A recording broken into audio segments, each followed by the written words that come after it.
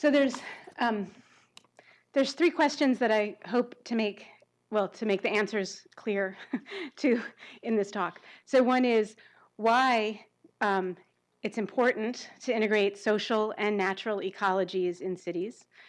And the second is why it's really awesome to do that through the methods of citizen science. And then I guess three is, and what in the world is citizen science? So we'll talk about those three things. And I guess I'll preface it a little bit with, I'm an ornithologist, so I'm going to do my best to hit the mark here. But if things are off mark a little bit, you can just say, oh, you can be kind and say, well, she's an ornithologist. and then, of course, if I sometimes do hit the mark, you can be like, yay, ornithologists. So, but what I hope to do really is to challenge you to think about two types of information that you could get through citizen science methods, basically information about environments and information about people in those environments, and how those two types of information might be useful to you as a planner or an educator or a designer. And citizen science has a really long history in terms of gathering information about the environment from people through their hobbies and activities or concerns. Gathering information about people and their experiences and emotions and whatnot through citizen science is somewhat newer, and it's really helped a lot by new technologies. That's why I have that little Fitbit there, just to remind me about that. And then there's a whole other component of it, too, that involves how we present that information to people, and so that they can make sense of it. Like, so for example, that little glowing thing on the tree there is a little fake birdhouse that lights up and emits free Wi-Fi whenever the air quality is good. So anyway, there's still so much that we don't know about how we can really transmit information back to people so that all of us can become good decision makers. So I think that the main reason that we need to think about both social and natural aspects of the environment is because in many ways nature is a human construct, right? And I don't mean nature doesn't exist or that it's a figment of our imagination. I just mean that how we perceive nature really varies. So like raise your hand if you think that most people would view encountering this as an encounter with nature. Would that be for anybody? Some people, okay. Right, so for some people, they'd be like, oh, I feel like I'm in the Swiss Alps, where this plant is native, right? But for most people, that wouldn't be a nature experience. What about this? Raise your hand if you think these people are experiencing nature. Yeah, okay. And the fact is, maybe some of them are, and some of them aren't, right? And then we probably would all agree, I mean, if this is Central Park in the middle of a city, but that this is nature. And so I think because we need to reconcile how you know, some things are nature to one person and not to another, or even how even one person might view nature differently over time, and how we reconcile that really is why we need to look at both the social and the sort of physical spaces in a combined way. And so, just I guess I was trying to pick a design person. So Frank Lloyd Wright, you know, one of his famous quotes is, I believe in God, only I spell it nature, meaning there's a lot of conceptions of God. And so my point is, well, there's also a lot of conceptions of nature, and we all really vary on what we perceive. So it's partly all what we perceive. And so in citizen science, the way this can translate is that this diagram is from a project called EmoMap, which is emotion mapping, right? And so what this citizen science project is about is creating a map of this subjective layer, is what they're calling it. And so that's people recording information about how they feel and then geotagging it. And then what happens is that subjective layer of human emotions is overlaid on a map of city infrastructure, right? To see if there's any relationships there between how the city is designed and how people feel about it. So there's the subjective layer and there's the objective layer. And really there's a lot of different sources of information for these layers. And what I want to argue is that yeah, we can get it in a lot of different ways at this, but that citizen science for both of these layers provides us with a lot of really unique opportunities because of that kind of public engagement. So in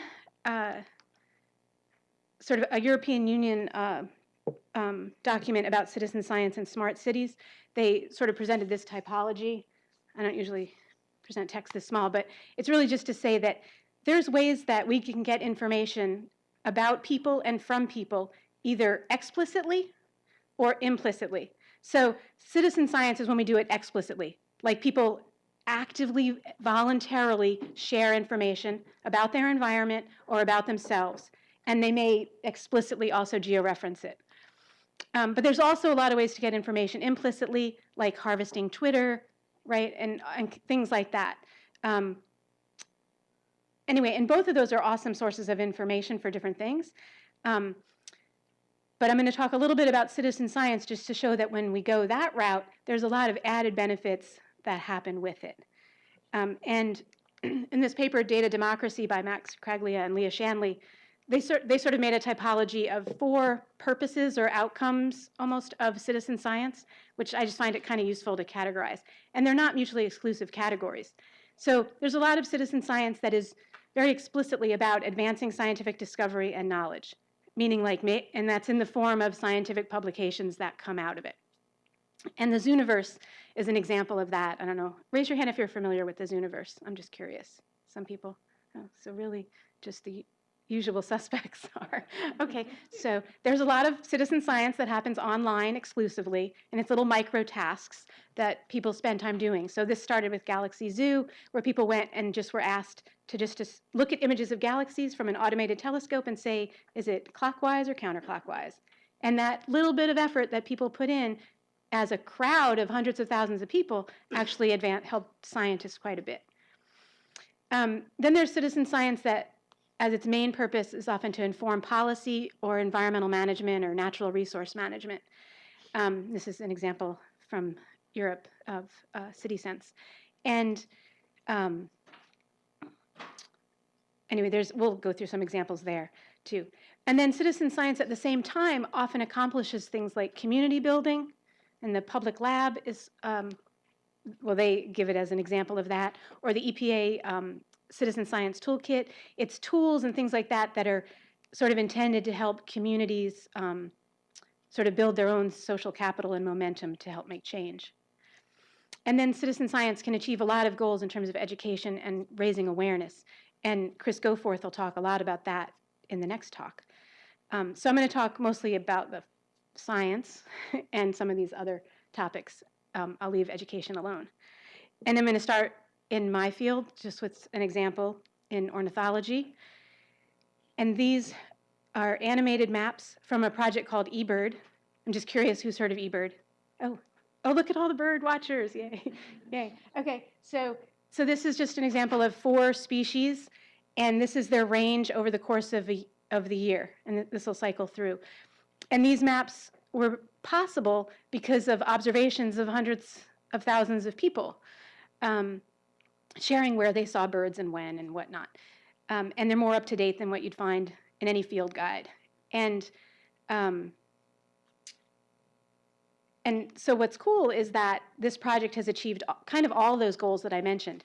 There's about 100 scientific papers that have come from eBird, like better understandings of migration patterns, of the impacts of climate change on birds, all kinds of things like that.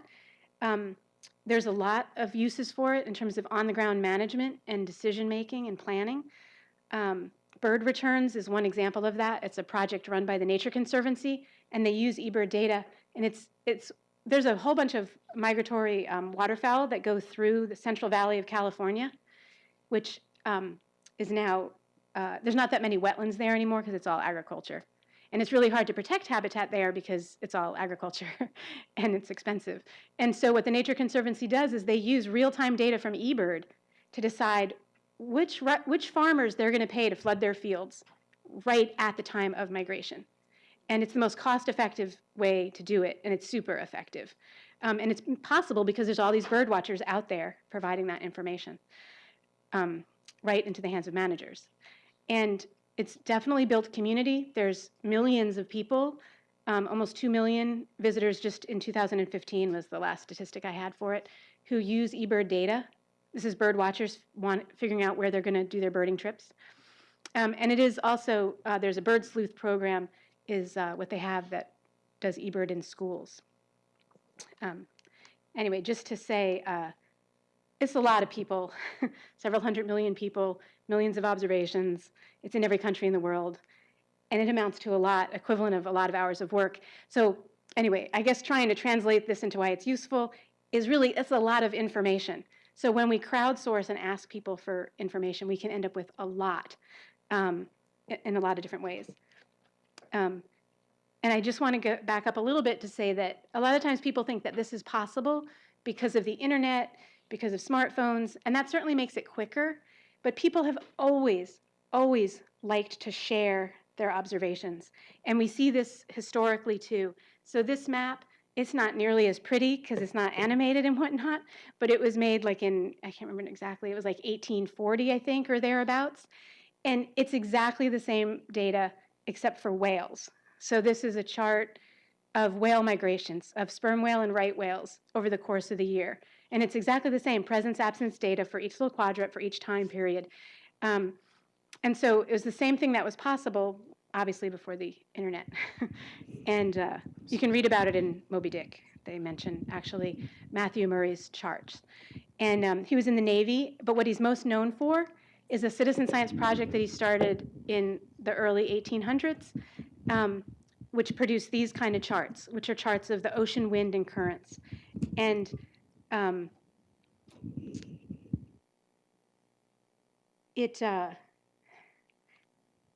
guess it started, I guess you could say implicitly, in that sailors were already recording the wind and the currents on their trips, but they weren't sharing that information. They basically had it in logbooks. When the journey was over, that logbook was put for storage at this depot where Murray worked. And so he actually paid people to extract information from those logbooks to make the first chart.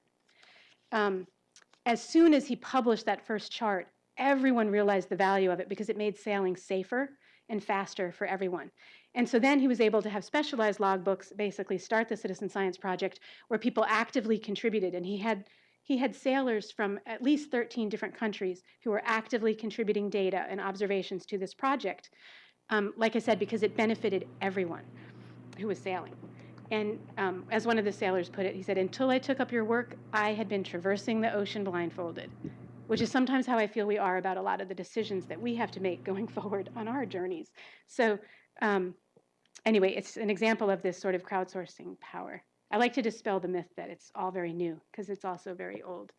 And just for contrast a little bit, one of his contemporaries had this other citizen science project, also with the oceans. I know there's nothing city-oriented here. William Whewell, who's a British fellow, he actually organized to have people measure the tide at 650 different sites on both sides of the Atlantic for 2 weeks at exactly the same points in time, every 15 minutes, day and night for those 2 weeks.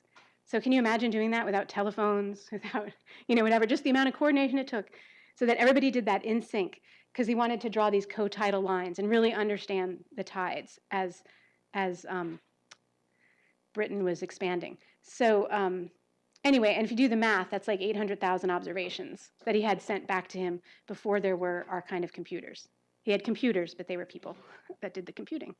But what I guess what I'll just point out is that these two projects, Whewell's projects and Matthew Murray's project, like they seem really similar. Like, okay, white guys in the Victorian era asking people for data, and it seems really similar. But I think there's actually subtle differences between them that are worth noting.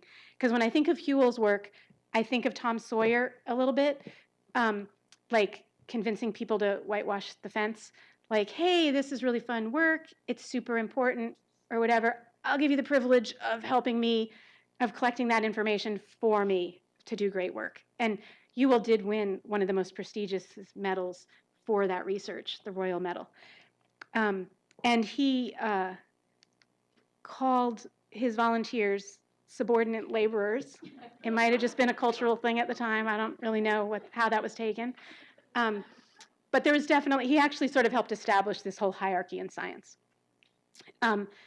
Whereas when I think about Mowry's work, I think of the story of Stone Soup, which you might be familiar with.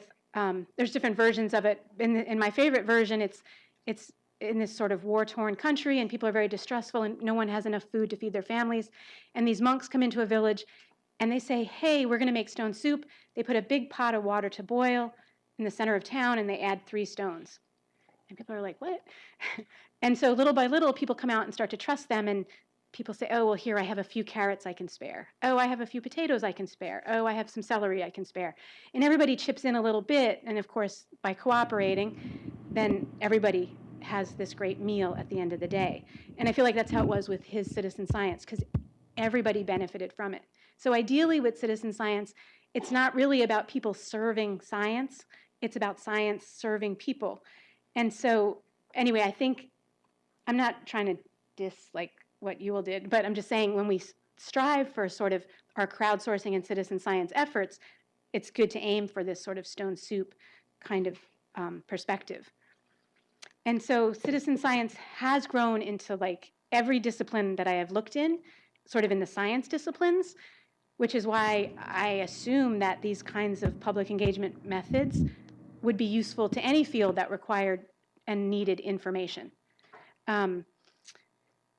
There's one public health one up there, which is, I don't know if people have heard of that. It's these inhalers that record georeference information. So they're in Louisville, Kentucky, I think. So they're basically mapping sort of the hot spots of where people are using their emergency inhalers to try to see if they can figure out geographically, like what are the main triggers. Anyway, I'll just add these pictures along the bottom.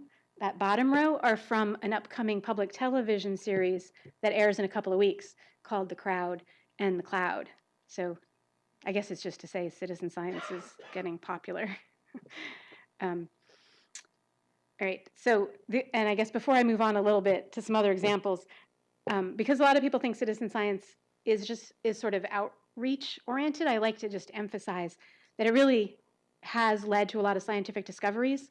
And like, so a lot of times I ask people some of these questions, like, how do you think we know that birds are breeding earlier, or that the climate is changing, or that there's this planetary system just that's really similar to ours with 2 planets like ours, or that monarch butterflies migrate to Mexico, or that there's an invasive mosquito species that's just arrived in Germany, or that periwinkle can treat diabetes, or all these other things about neurons in our eyes, about invasive ladybirds, that monk seals are attempting to recolonize the Mediterranean Sea, or that right now there's about 50 types of bacteria that live in your belly button. And usually when I ask people if it's a scientific fact, they say, well, if it's new knowledge, then that we know it from scientists. But there's a lot of ways of knowing. And so, for example, one other way is indigenous knowledge. And one of those examples is indigenous knowledge. Does anybody want to guess which one? Oh, you can raise your hands. You can just yell it out. No, that's a citizen science project, but good guess. Diabetes. Yes, yeah. The periwinkle can treat diabetes. And that was a big lawsuit because Eli Lilly took that information to make pharmaceuticals and didn't give it back. It led to the Convention on Biodiversity. Anyway, but all the other examples are things that we know from citizen science. And the thing is, it's that for the most part, these are things that we would not have discovered any other way without citizen science. So it's not that citizen science is redundant with regular science. It actually expands what we can discover. But it's often not by that name. I've done inventories of like sort of what we know and how you can find it, and I can say that for as far as birds and climate change goes, half of what we know is from citizen science, and almost none of the papers actually use the term citizen science. So like when you're searching the literature, it's just very hidden from view, and it goes by a lot of different names, and these are kind of coming under this umbrella of citizen science. But a lot of these have their own long traditions too, participatory forestry, community-based participatory research, and whatnot. But they're sort of being seen now as many different ways to engage the public. And a lot of the geography ones, I guess, overlap a lot with urban planning. Anyway, so I was just going to give a little example of sort of a community-based type citizen science and how it influences policy and builds community. And again, it's not a city, so I'm hoping you can draw lessons from these. But this is in North Carolina. It's sort of how we are learning about the population genetic structure of loggerhead sea turtles, which nest on our coast. And we have 2 coastal biologists in charge of managing this threatened species. And so they need to rely on about 700 volunteers along the coast. And those volunteers are sure that, I mean, they take turns patrolling the beaches, so every stretch of beach is covered. They see a nest, they mark it off, they keep it safe. Sometimes they even have to move them if they're threatened by inundation or something. And then after the nests hatch, and they take 1 egg from every nest to send away for genetic studies. And then after they hatch, they dig them out and count the number of eggs that were there. But anyway, what happened here, this started like a regular citizen science project, helping manage these turtles, which is a huge responsibility to put actually on the public. And but what people noticed was people started picking up the trash every time they walked the beach. And if you've ever walked the beach in the morning, I guarantee you, if you ever do it, you will see trash. And one night when folks were sitting around waiting for a nest to hatch, they realized they were all picking up the garbage. And one of them, a woman named Ginger, said, hey, let's make our own citizen science project and actually calculate and figure out how much trash we pick up. And so they made their own project called Wrightsville Beach Keep It Clean. And they started tallying it. Everybody would report their results every day to Ginger, and she'd tally it up for the week. And they started sending that to the town board. And the town board started to think, oh, we probably need to do something. And the newspaper was covering these articles on it. And you know how the town reacted? They said, no way. They totally questioned the data. Happens all the time in citizen science. They said, there's no way there's that much garbage. Anyway, so then they had to change their protocols. And now every bit of trash they pick up, they take home, they rinse, they sort, and they photo document it. And from that, they have made a lot of change. One is when they started collecting those kind of data, it really helped them understand that it's mostly plastics. And that experiential type learning experience caused a lot of changes. They started eliminating single-use plastics from their lives. They started pressuring local businesses to stop using single-use plastics. They brought in Captain Charlie Moore, you know, he's the one who wrote about the Great Pacific Garbage Patch, to come and give public talks. And they did get the ban on smoking on the beach. They came really close to banning balloons. And anyway, so those are sort of the type of conservation actions that are super immediate that we see sometimes from citizen science. In fact, that's kind of, there was a study Finn Danielson did that looked at a lot of different projects around the world, and sorry, just trying to check the time, around the world to see how they influenced policy. And this is just a summary of it. He compared projects where just the scientists did all the data collection to projects where scientists worked with the public to collect data. And this is, you can see that x-axis is time from when they started collecting data till when something happened, like some change in some policy. And you can see when it's just scientists involved, it can take years, sometimes decades before something happens. But when it does happen, it's huge, and it's at really big scales, national, international scales, you know, like climate treaties and things like that. But when local people are involved, things happen super quickly, usually within a year, but at a very local scale, right? Like people eliminating single-use plastics, people making policy changes in their town. And I'm not trying to say one is better than the other, but if you ever want a comprehensive plan, whether it's natural resource management or any kind of planning, you really want to encompass all those temporal and spatial scales. And so it's great to have citizen science as a component. And I guess I'll just talk a little bit just about hobbyists. And just, you know, the bird watchers that we were talking about in eBird, they pretty much all use binoculars. And just wanted to note the kind of cost that they, you know, that they spend on their hobbies, because there's new types of hobbyists that are of super interest now, which are sort of the life loggers or quantified selfers. And, you know, which actually those kinds of expenses are sort of in the same range, although people can buy gadgets for like I don't even have a complete list of like all the different things that we can actually monitor and measure about ourselves, and things that indicate our stress levels and emotions and physical fitness and all kinds of stuff, which right now is for the most part being used, that people are using just to kind of like those sailors initially used, just collecting it for themselves to inform their own decisions. But imagine the potential as we start to aggregate that information and people share it, and the types of things that we can learn. And the other trend that's happening now is that there's now more things connected to the internet, more devices, a lot of which are monitoring things, than there are people. So we have more devices that are connected to one another than there are people. So that's what people talk about, the Internet of Things and the potentials there. So just wanted to mention, so like quantified self stuff, a lot of it is still very implicit. People are tracking these things for themselves. Companies or whatever are sort of aggregating it. But then there's similar things that are citizen science, very explicit, where people are contributing that information, like mappiness, which is mapping. Also, it's another emotion type map.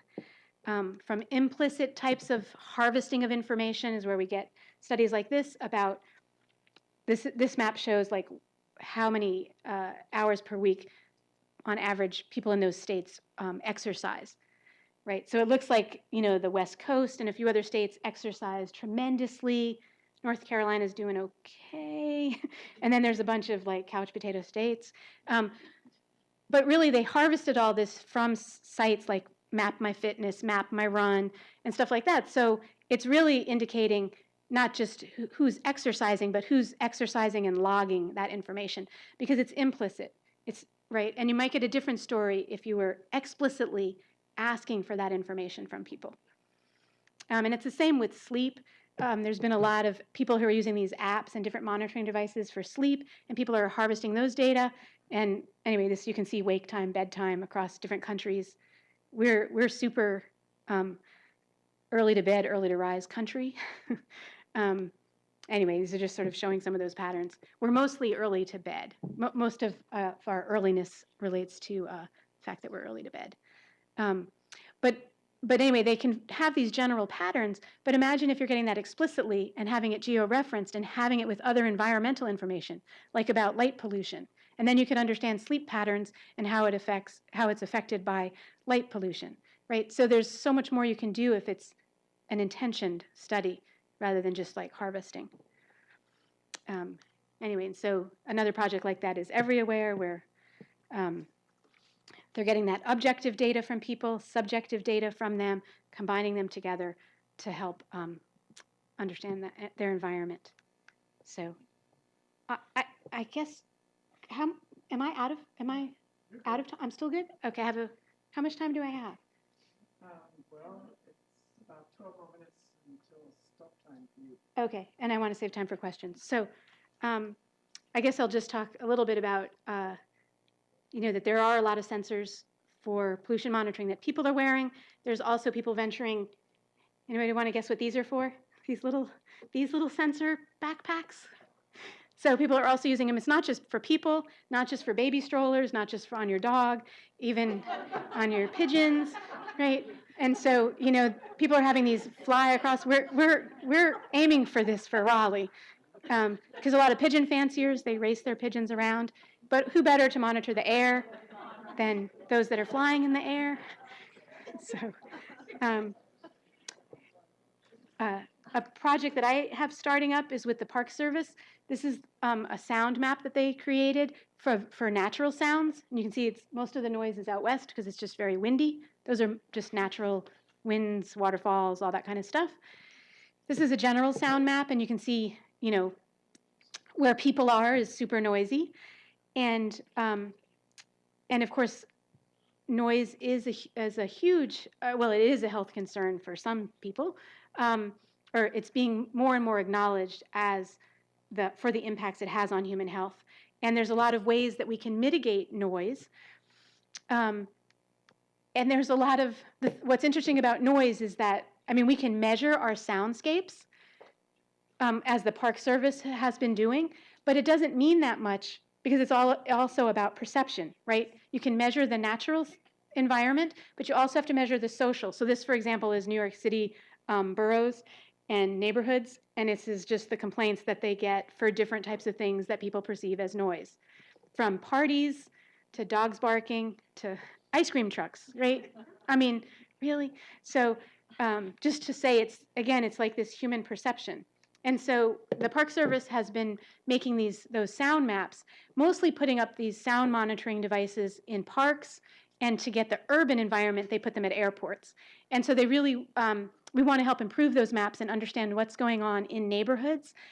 And so we're starting a project this year called Sound Around Town, where we'll be loaning out from our local libraries in different cities.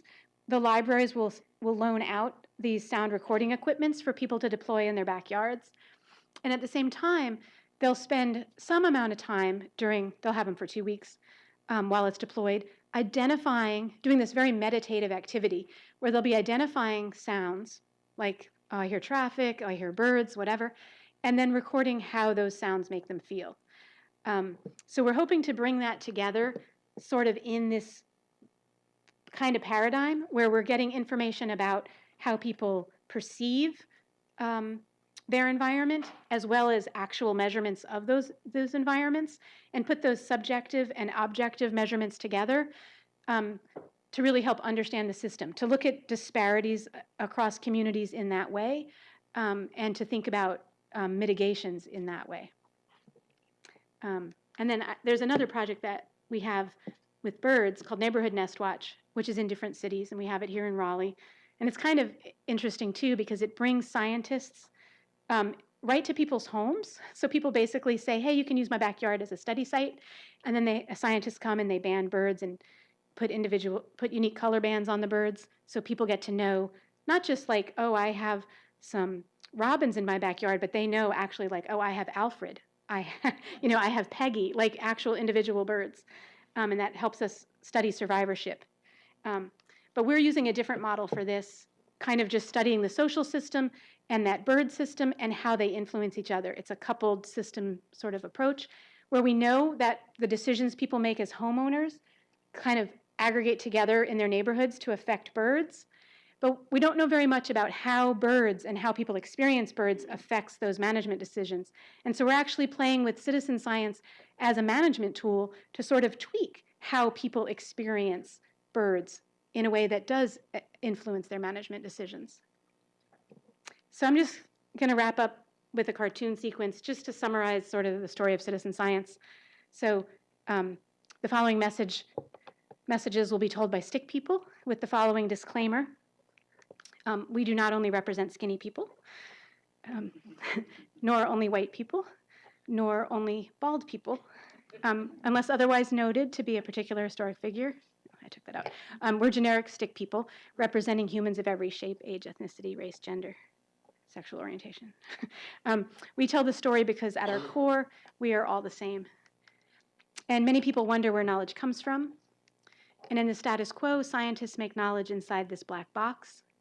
And science communicators translate and deliver that new knowledge into the everyday language of stick people, the humans. So here's a scientist comes out and says, here's new research on avian olfactory receptor gene repertoires, blah, blah, blah. And that's a paper, literally by a colleague of mine, and at the Max Planck Institute. And does anybody know what that means? Smelling. Yes, it means birds have that genetic capacity to smell. But with citizen science, we tear down the black box and we work together because we have a lot in common. We all make observations. We're all curious. We can all experiment. We all think and wonder.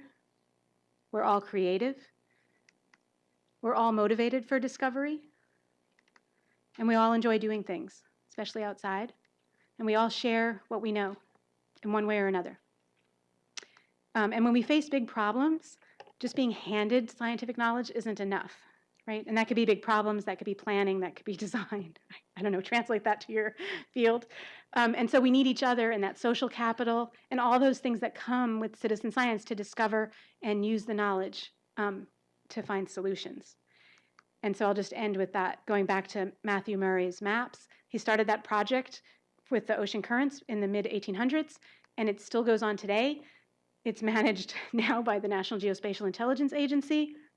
Who'd have thought, right? They found, yeah, they're not known for citizen science, and they don't call it citizen science. And they don't call it that because it just became part of what it meant to be a sailor, right? They know people are going to be sailing after them. Of course, it was just the responsible thing to do to record observations and share them so everybody could have that knowledge. And so that's sort of the goal for citizen science, is that stone soup kind of mentality becomes so mainstream. We all make these observations about ourselves, about our environment, and if we can find ways to aggregate that together, then we will not be navigating blindfolded. So with that, I'll take questions.